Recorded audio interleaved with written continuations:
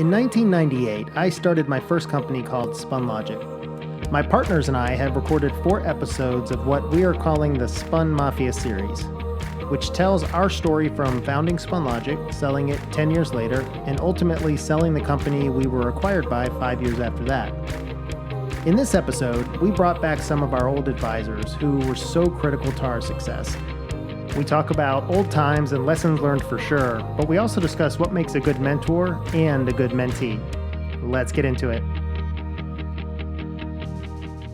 Okay, guys, this is a really exciting episode of SpunMafia, and I don't even know if our guests know exactly what that means, but Raj and I have wanted to have some of our old advisory board members on a podcast to talk about good times, see where we went wrong.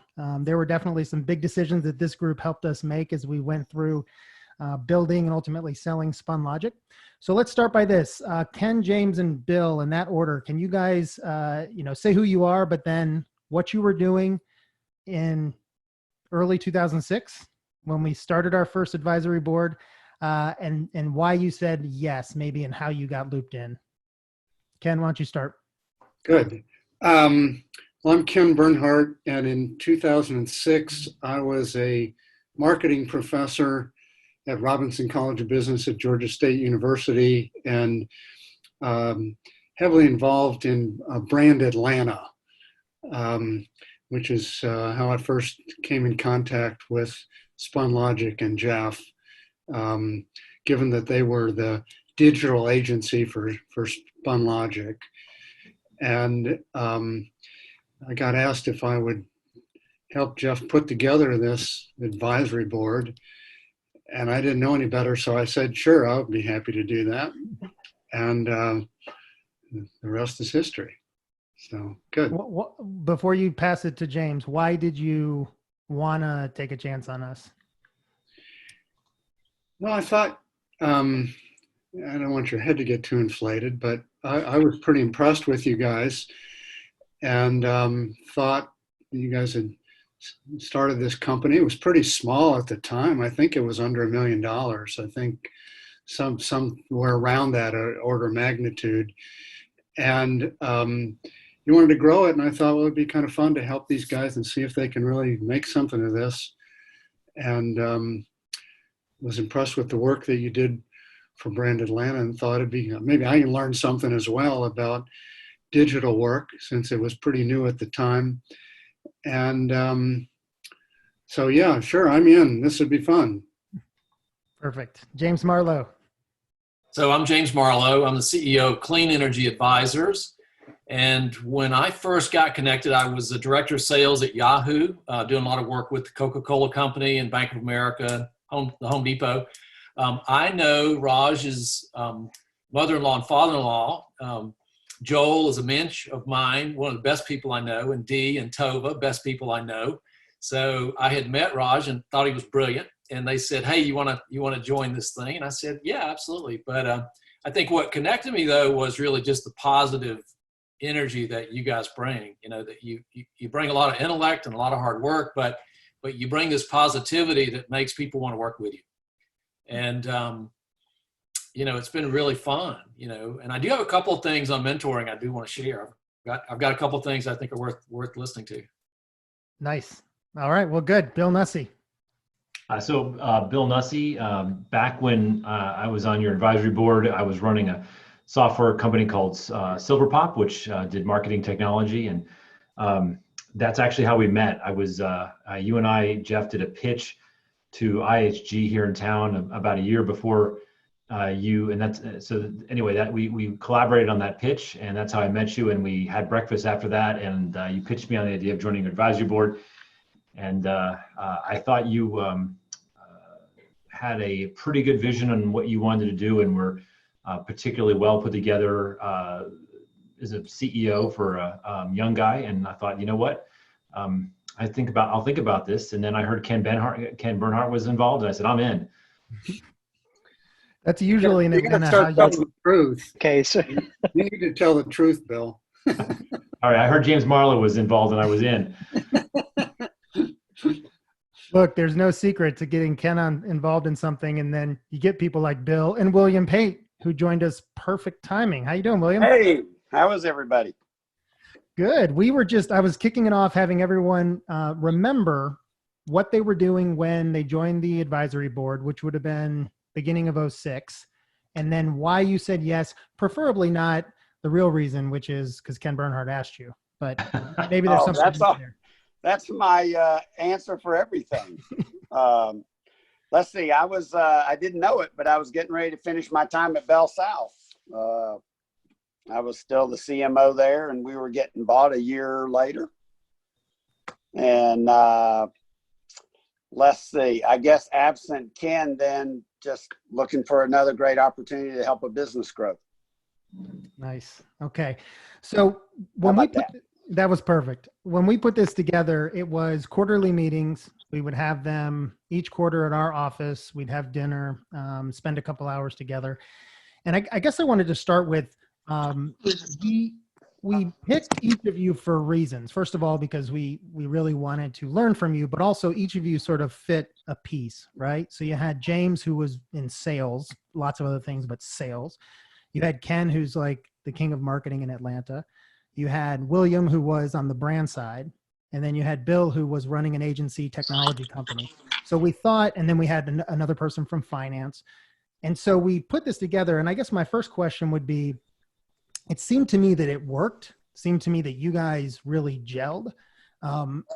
Was there anything missing from the puzzle? And or why do you think this group worked so well to sort of coalesce into an advisory board?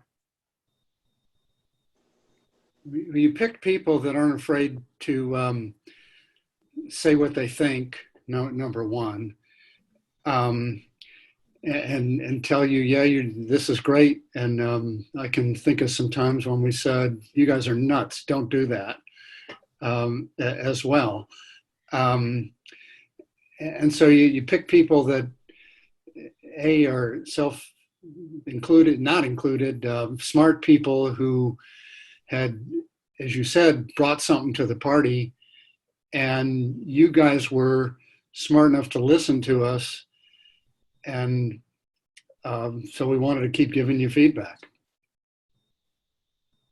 I think one of the things that having met the whole team, and you and Raj in particular, Jeff, that really struck me and was carried through to the advisory board, and honestly is the key to most team success in a leadership role, at least, is that you guys and we all have pretty similar values.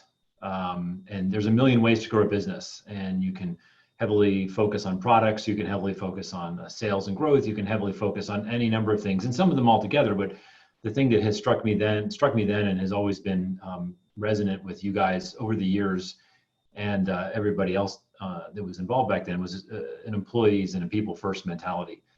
So it made it easy to discuss, debate, and provide feedback, because we were all coming from the same foundation of what was most important. And to me, that made it fun, because people who go at business very differently than me and are typically more successful, but the way they apply the lessons and the way they go after problems and opportunities is different, because they're going for different things. And so with everybody here on the call today, there was an amazing degree of alignment around that. So I learned a ton as we just went through these real world challenges you guys laid out very honestly and openly. And as everyone commented, you guys shared what you were learning. I mean, to me, I learned a great deal, which is what made the experience so positive.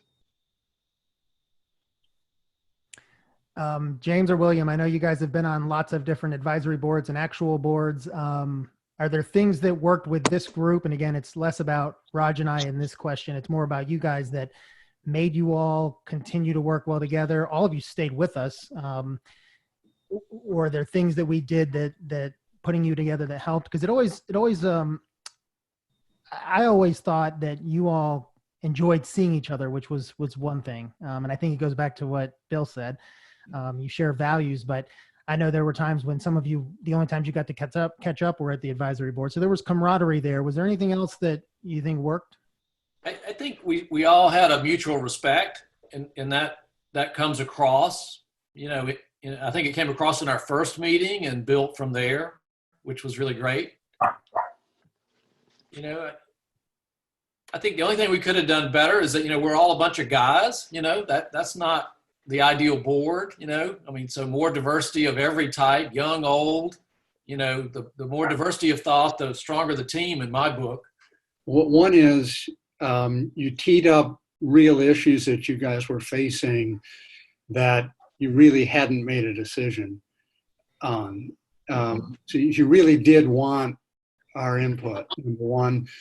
Number two, at each meeting, you started out with what you did based on what we said the meeting before, which I think was really important. You didn't just ignore what we said. You said, here's what we did based on what you said, and here's what we didn't do based on what you said, and here's why we didn't. And I think the combination of teeing up real problems and giving us honest feedback on why you did what we told you to do or why you didn't do what we told you to, because we didn't know everything that was going on. And there were sometimes very good reasons for ignoring the advice we gave. And you were always honest about that. And I think those were two factors that made it worthwhile for us, let alone you gave us a cool gift each time. My kids were young back then, and they couldn't wait till I came home from a Spunlogic advisory board meeting to see what goodie I brought home. I can even tell you what a lot of them were today, 15 years later. Tell a couple. Well, my favorite was the iPad mini, where you had loaded each of the top 10 songs for the previous 10 years onto it. So that was my favorite. Another one was the Porsche with the red Porsche with the Spunlogic license plate that was remote controlled. That was very cool, and I had a lot of fun with well that. received in and that was because we had one Porsche, so we tried to make them all relevant to something that had been going on. Then there was the golf club putter, which I didn't know what to do with because I didn't play golf, but I think I either may have it in a closet or I gave it to a friend who went crazy over it. I can't remember which it was. Right. Those are three that I remember vividly. I've kept that putter in my office. I don't play much golf, if any, and I kept it in my office with the golf ball next to it for basically until a couple of years ago. And I work in several different offices now, but I would use it as therapy, particularly for wayward salespeople.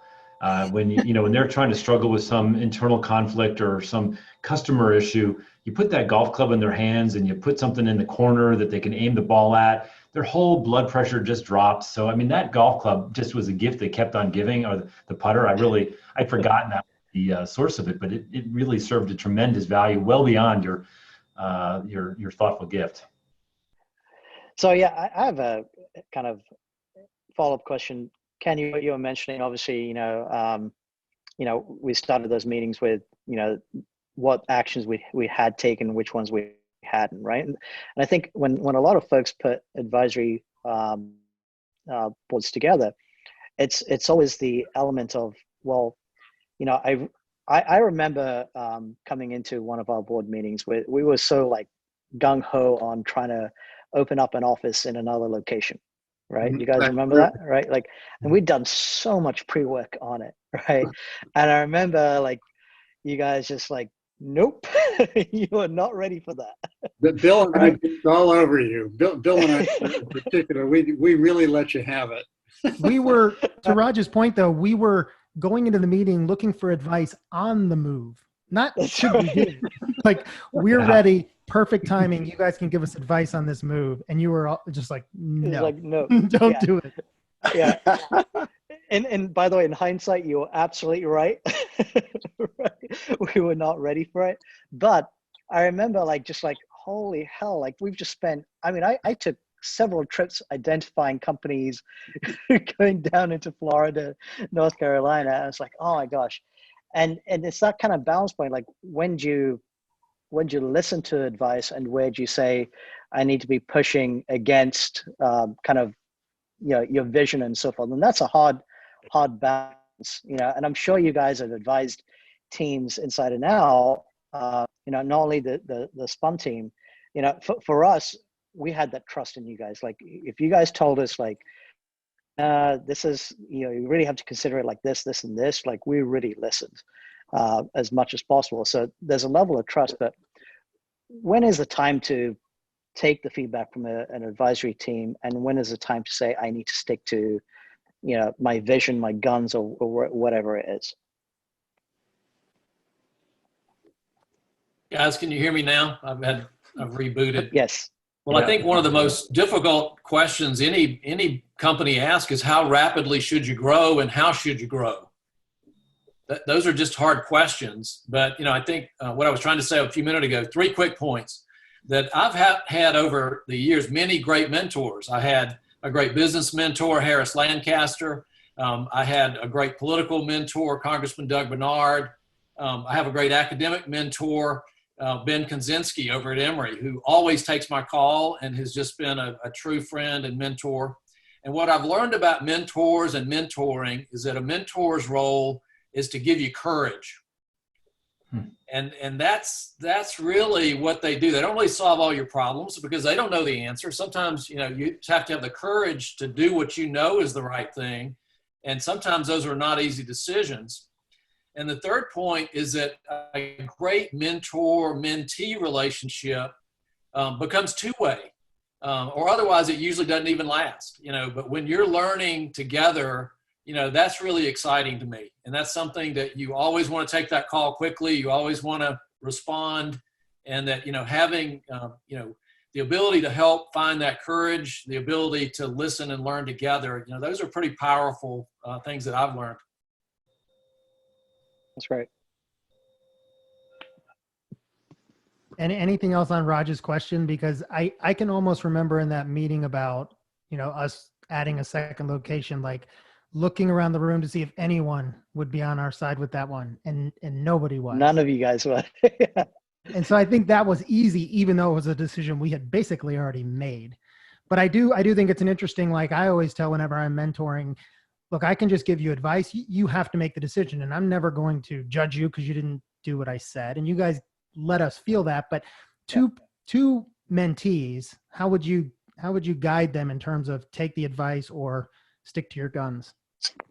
Well, I think some of it is forest and trees. I mean, you guys, you know, when you're so deep into the woods, you don't really see the big picture. And, you know, we were certainly not in the woods like you were. We were coming in very objectively and oftentimes able to see things from, you know, the mountaintop down. And so, you know, that great objective truth, you know, is, you know, sometimes it has a little wisdom to it, but a lot of times it's just, you know, objectivity. I think that the mentee always makes the decision that they think is right, and the value of the mentor and the role we filled was just to provide perspectives that that you may have been resistant or unable to see. And if there's a strong trust relationship, as there was, you can pierce a lot of assumptions and sacred cows in those discussions. But in all cases, that's I think the beauty of the mentor-mentee relationship is that it's one of the safest conversations where you can lay everything out as the mentee to the mentor, and that person keeps all of your information. If there are any, if they would have to keep information in deep confidence, and they don't have any particular role over you. But I mean, I worked at IBM and they had formal mentor relationships inside, but when you're dealing with a group outside where they have no up or down, left or right, whether you pick, it's your decision. They're entirely objective, they're entirely separate, and there's no consequences for the decisions you make or even the nervousness you feel about the decisions. And so when that works well, we are, as mentors, the best job we can do is to help you think through and push you very hard in areas where you may have a blind spot, which in Raj's story is exactly what happened. And you had a bunch of people that have been there, seen a lot of variations of that journey, and most ended in pain and blood. And so you heard it loud and clear. And after that, I don't think anyone in the room had any illusions that you guys would do anything other than what you thought was best. What mattered was you listened. Yeah. Cool. So obviously you all remembered that one big decision, that moment on the location. Any other memories of decisions or conversations or meetings that come to mind? Well, I remember one of the more humorous things is that we were all nerd enough to have on our phones the the Star Wars lightsaber. I think that says a lot that, we're khaki nerd, gearheads in the best way. I remember a lot of discussions about the sale and the timing and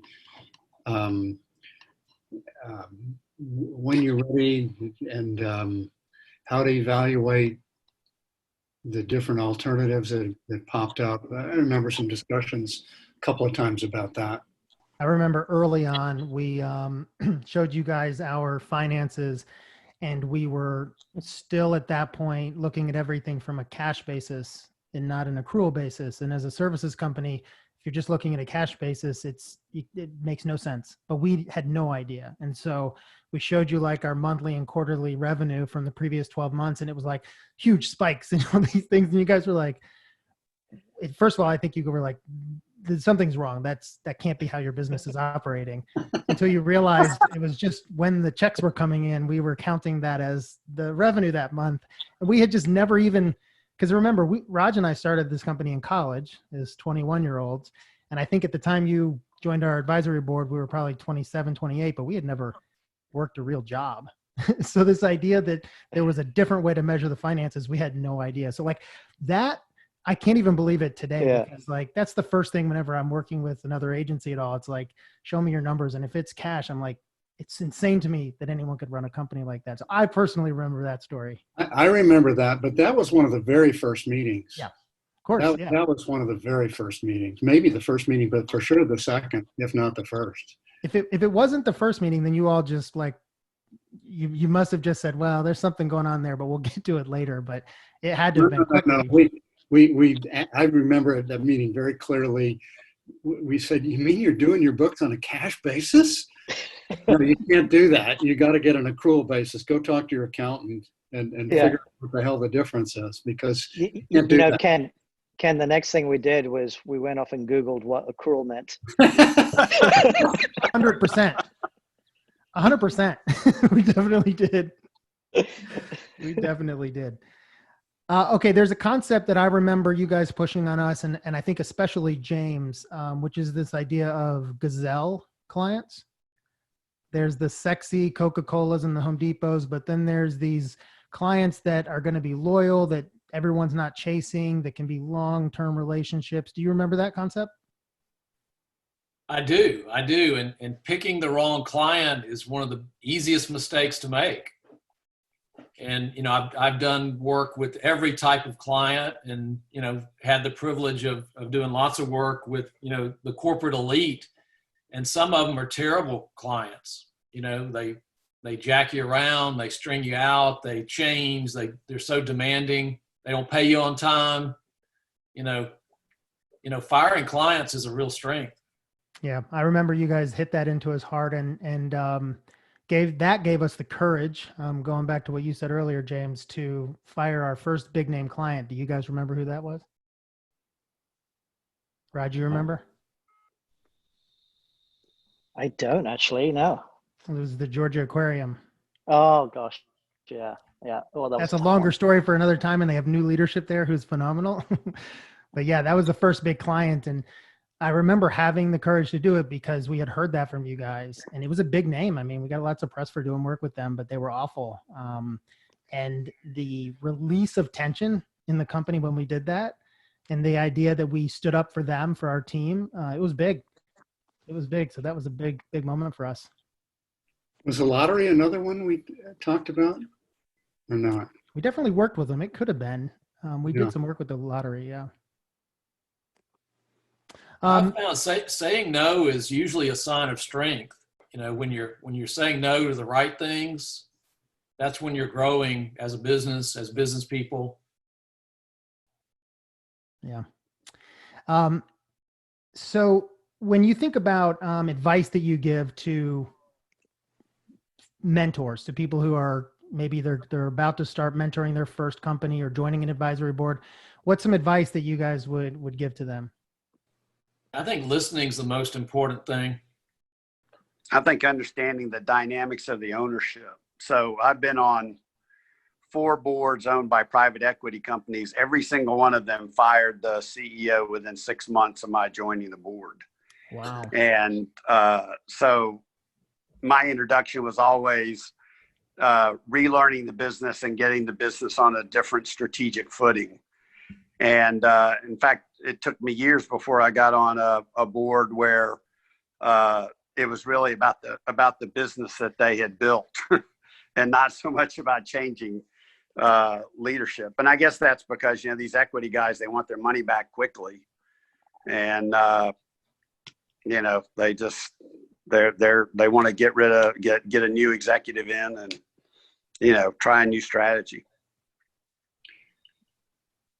I talk a lot about mentoring. It's been a theme in my career and something that people have asked me about conceptually. And I wrote a little bit about it in this book I wrote a couple of years ago. I have a chapter on it, in fact. And I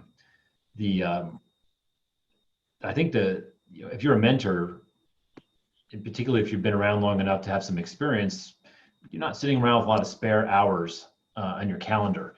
And so when you choose to invest those hours in anything, you know, going out and playing some golf, if that's what you do, or hanging out with your children, or building your own business, or doing community work, or whatever, the hour you might spend with a mentee is one that takes away from that. So it's got to be a very high value relationship. And I think the part that matters the most, and really you guys epitomized as much as anyone I've had the privilege of working with, is that exactly what James said, but you know, to reiterate, it's to listen and to take into account the advice you're getting. You guys made me, and I'm sure everyone else, made us feel really important. You seemed to treat us as if it was a privilege to have our time. You listened incredibly seriously. You weren't fawning, or you weren't taking our advice at face value, but you definitely listened. And you cogitated on it, and you had enough respect for it to come back in the following meeting to tell us what you thought about it, and we all learned from that. And so the couple hours we spent every quarter with you guys, there was no doubt that the hours we contributed to that relationship impacted you guys in a major way. And by digesting and acting on it, I learned a lot through your eyes and through your experiences. So I think the fact that you took it so seriously, I mean, you guys took the advisory board role more seriously than many companies whose formal boards I've been on. And that was very rewarding. It made those few hours I carved out. I had young kids at the time. It was tough, but it was always very rewarding for me. And I had no doubt that it was not something you were doing just to check the box. And that meant a lot to me. I love to hear that, because, and I know you know this, but it was that respect that we had for you guys and the way we listened to you was incredibly genuine. Danny still to this day says the best thing that I ever did as CEO of Spunlogic was to put together this advisory board. I try not to let that mean the best thing you ever did was bring in a bunch of smarter people than you to help us figure out what to do. But it is what it meant. But like, as we look back, and if any of us were to, list 3 things that helped us be successful, this is always one of the top 3 things. So I love hearing that. The question I'd have is then how would you, if you're a mentor looking at a company that you might join the advisory board of, how would you gauge that? Because probably you guys didn't know that day one. Is that something you can test out or somehow know early? Yeah, I think there's a lot of questions you can ask. You can ask, why do you want an advisory board in the first place? Yeah. What do you expect to get out of the advisory board? I think you can ask, who else are you asking? Because that gives you some clues. If they're asking their closest personal friends and their father-in-law and a couple of others, as opposed to, well, we picked Bill Nussey because he really knows how to do this, and we picked William Pate because he's been a CMO and that's our target, and we picked James because he knows some things we don't know. Who else are they talking to, and why? And why do they want you? And what do they expect you to do? I think you can figure out what they want. Sometimes they just want some names that they can put up on their website that this is an advisory board and don't really want advice. and none of us need that, nor does hardly anybody need that. We don't need our names up on some company website because they think it'll help them. I think there's a lot of questions you can ask that can help you sort out whether this is a group who really wants some advice. And William and I have been on a couple of others together that I can think of. One that they set up the first meeting and then they changed the date, and which said it wasn't very important. And and if you know which one I'm talking about, I'm sure. Yeah. And it have slowly disappeared without them ever telling us that it had disappeared. Right. Yeah, that's true. Yeah, so that's that kind of checking the box mentality, right? Mm-hmm. Yeah. I'll tell you the other thing I get out of, and I got out of this group, is I like to know who else is on the board, because I learn a lot from the other members, the questions that they ask, the way they're assessing the problem. And, I pay as much attention to that as anything, because it helps make me a better leader. It helps make me a better business person. I learn a lot out of that. That's a big reason, William, that I've joined a couple of boards. Was the company itself was really interesting and had people that I thought I could work with, but knowing who the other advisory or other board members were. I mean, true story, talking about Ben Kaczynski, I was asked to join a board of a startup called Silverpop, actually called Avienda at the time. And I was pretty hard pressed for time. It was a little before I got involved with you guys.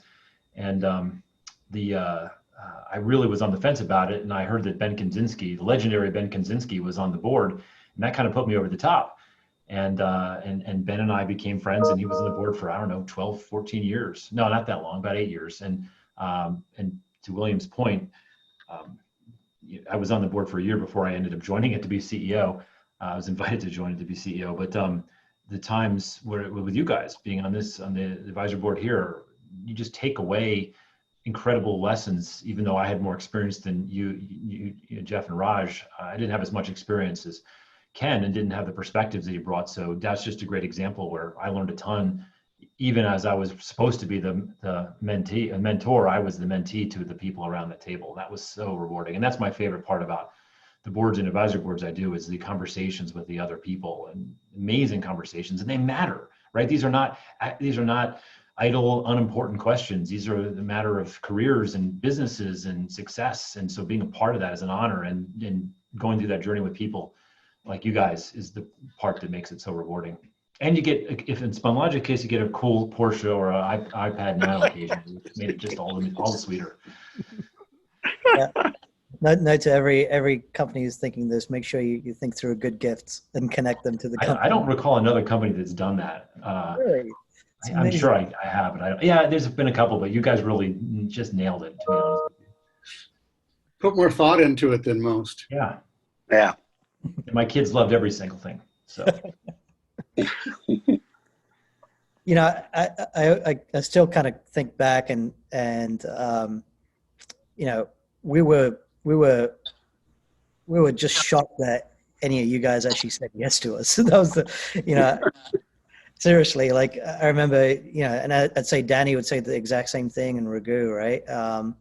That we kind of threw out the ask, and like, there's no way in hell these guys would ever say. I mean, we're like, no one, nobody's, and we're just always thrilled, and that's why it stuck to us through our entire careers. It was such a meaningful part of our journey, if you will.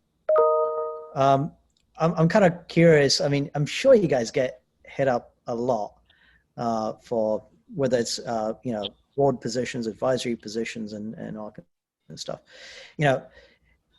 From going back to us, gosh, what we said, 2006 time era, to now, what's changed in how you think through, accepting a position? What's from then to now, has your viewpoints changed quite a bit, and who you want to be involved with between then and now, and why is that? Well, mine's gotten more sophisticated in terms of deciding, and I now have 6 rules that I use. Number 1 is, do I believe in the mission and what they're trying to accomplish?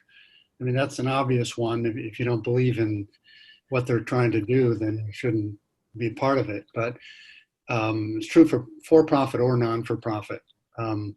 Secondly, I want to know, do I believe in the caliber of the people? Because if you're going to give advice, if they're not capable to deliver on it, then you've thrown away your advice and it makes no sense. So what are the people that are involved in the company's management like? And then thirdly, several of you mentioned, what are the other people that are going to be involved on the board? And if you have a dysfunctional board, it's just frustrating and not worth the time at all. If it's a nonprofit, I want to know what's their finances like.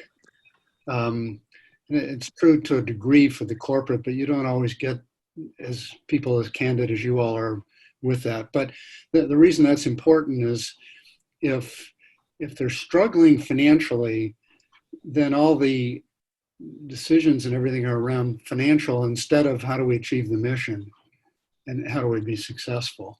And I don't want to have those kind of discussions. And then lastly, the other 2 are what are their needs? Why are they asking me? What are the needs they have? And secondly, do I feel I can contribute? What I can do match up with the needs they have? And if that's a good fit, great. If not, then I turn it down. I think it's worth mentioning that there's, in my experience, many types of advisory boards. And what you guys did in Spunlogic back then was closer and exceeded what traditional boards often do. The company I'm building at the moment in the solar space, we have an advisory board. We've never met as a team. One of them would like to, but they're all just people that we reach out to. We've given them little chunks of equity in the company. And they're experts in their respective fields that relate to our company. And so we get on the phone with them as often as once a month and sometimes twice a year, as little as twice a year, and pick their brain for advice and contextualize it. But we don't give them our finances and we don't give them our detailed operational data. And I'm not sure they would have a lot of value in it. In the case of this advisory board that you put together, it was a business operations and strategy advisory board. But in mine, we have scientists and legal experts and people, in our case, because we have licensed stuff into China, who are experts on China, very diverse. So I do think that as people listen to this and you give advice, a 7th question you might add, Ken, is what kind of advisory board are they going to build? And how does that shift any of the things you're looking for? Good. And what's the end game? I learned this from another board member on the board I was on. The first question he asked at the first meeting was, what's the end game for this company? And I'd never been in a room where somebody had asked that before, but when he explained it, and he had a lot of experience, he said, at the end of the day, even though you start even if you're just starting the company, somewhere down the road, you have an idea how you want it to end or evolve. And, he asked these guys to articulate that. And I thought that was a really interesting question, and one that I've sort of adopted too, is as you get through this, what is your goal? What are you trying to get to? So that, as you get close to it, you're getting there. Bill raised the question of compensation for the board. And obviously, when you started this, you were in no position to compensate us, and fortunately, none of us really needed extra money to do it. But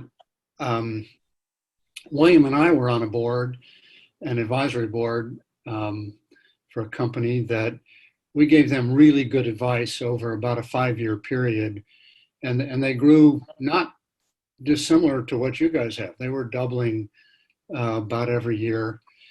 And after about 5 years, and they were now, pretty good size, I said to the CEO, co-founder, none of us need cash or anything, but we've really helped you get to this point. I think we can help you get a lot further.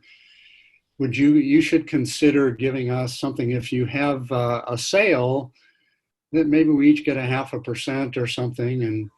And guess what? The advisory board got disbanded shortly thereafter. Yeah, sure. That was pretty quick. Which was fine with me. That I figured, why should we be helping this company with nothing at all for us at this point? Or at least the equation was way out of sync in terms of in their favor. And it was kind of interesting. So compensation is always an issue. But Bill said he's compensating his by giving them some small shares of stock. That makes a lot of sense. It certainly increases their desire to give him good advice in doing that. And if the company's really successful, it doesn't cost him very much in the end.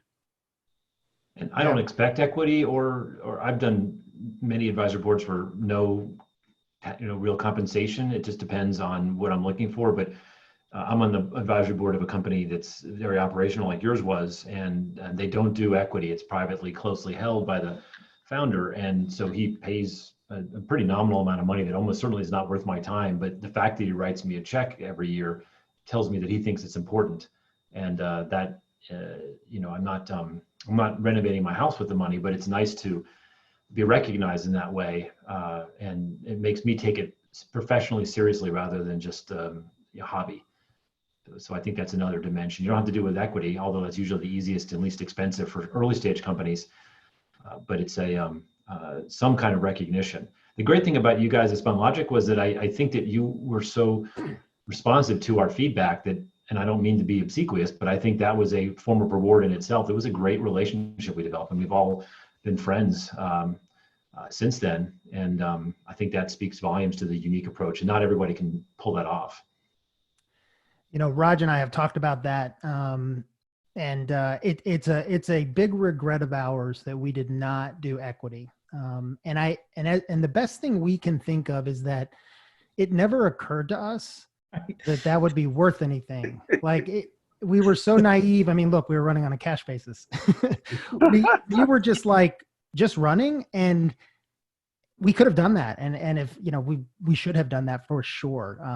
And it just never occurred to us. And so honestly, I'm glad you guys are here for you to hear me, and Raj, I know shares this, say that we really regret that. And I tell most people that they ought to do that because I feel that guilt, because you guys did help us and we would have been thrilled and should have. So I'm glad you brought that up, Ken, but I think that was a lesson. Unfortunately, we all learned together, but I wish that we had done that differently.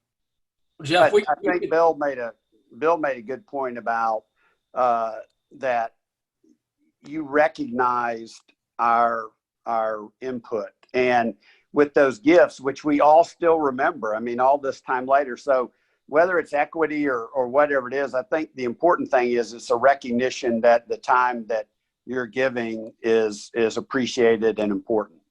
That's so absolutely exclamation point true. It's the form of currency is less important, but the active recognition that you give something that matters to you. I have no doubt that when you left the meetings with us, that you guys spent hours discussing our input, and that was a reward. That was a gift to us in a sense, that you took us so seriously, because I know that I rarely say anything worth listening to that long, and the fact that you guys did was just was a little bit of ego boost I'd always take. I think we certainly got a lot of value out of it. But if you do want to set up the wire transfers, we could still do that, Jeff. Oh, you're breaking up. I'm sorry, I can't hear you guys.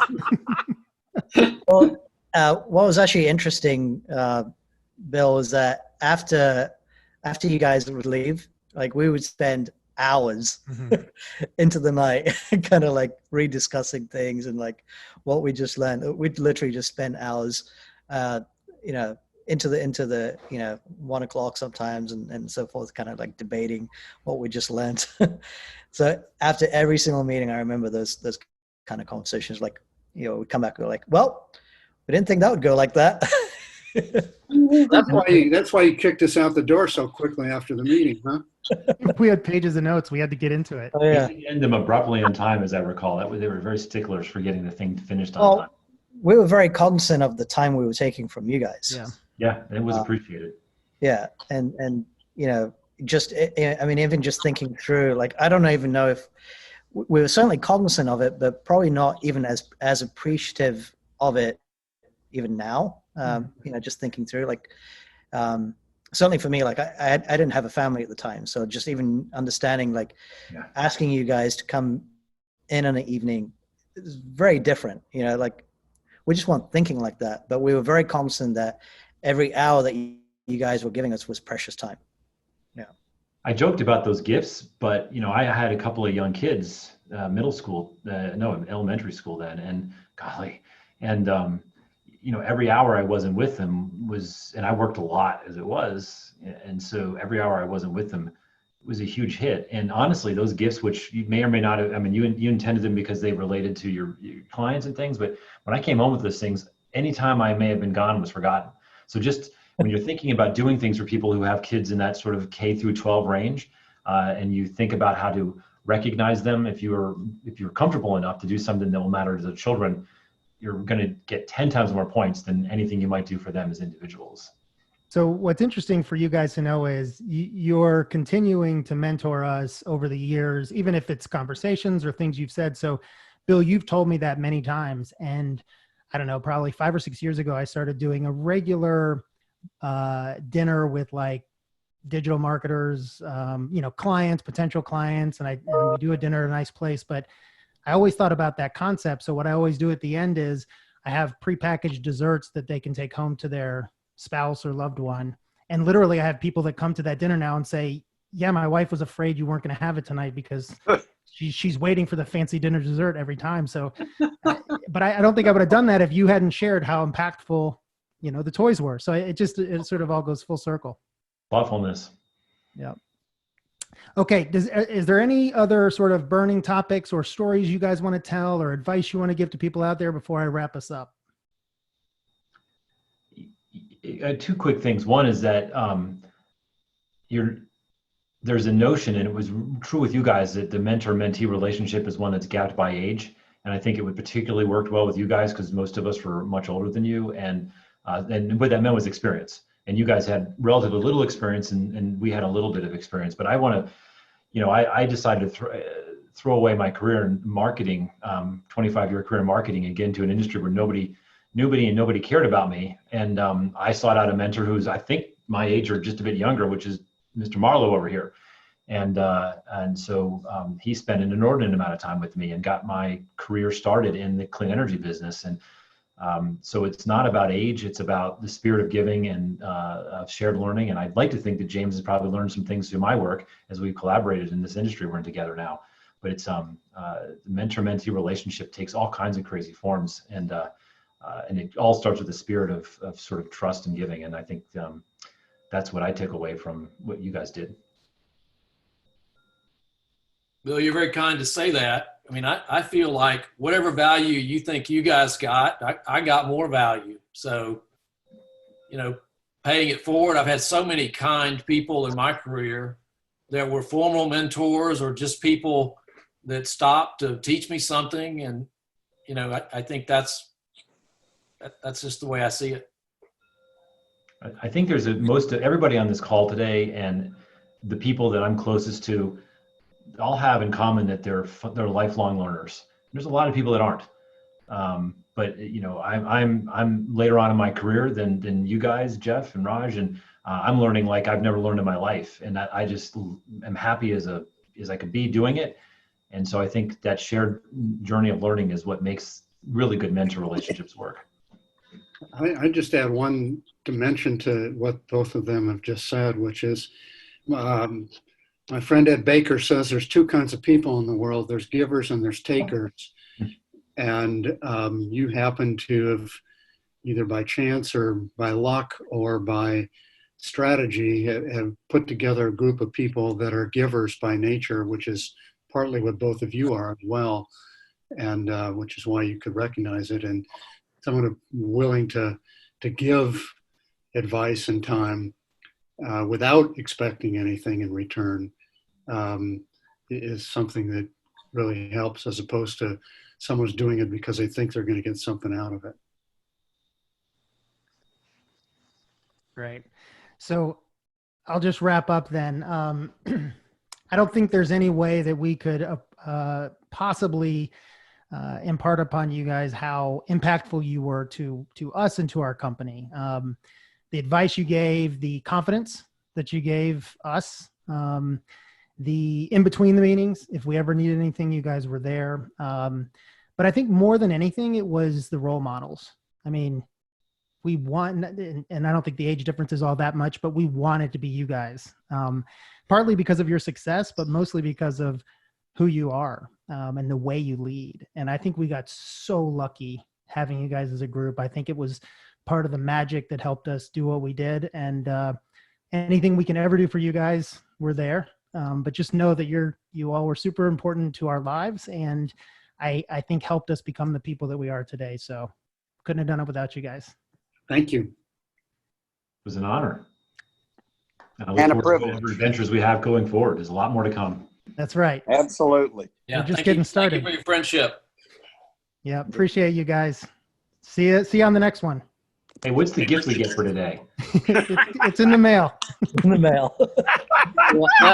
Last comment, that those of you that haven't listened to the Spunlogic Mafia, whatever it's called, Jeff or Raj, send the other three of them the link to the first one for sure, which will also give them the future ones. But the first one is the Spunlogic early years, and that maybe the second one as well would be really worth listening to. And I got to tell you guys real quickly, I didn't mean to tell you this story. There's the PayPal Mafia. If you haven't heard of it, is Sure. The guys that started PayPal, and then they went out, and a bunch of people that were at that company started other companies. And I don't know, like a year ago, somebody told Raj that at least some small group of people in Atlanta refer to the SpunMafia, because there's probably 10 people right now that are running companies in Atlanta that were at Spunlogic, and not just us founders. There's other guys. So it's kind of fun. So that's why we started this podcast series. But yeah, you guys will hear some interesting stories from the early days. Maybe stuff you've never heard before. It's been a fun time.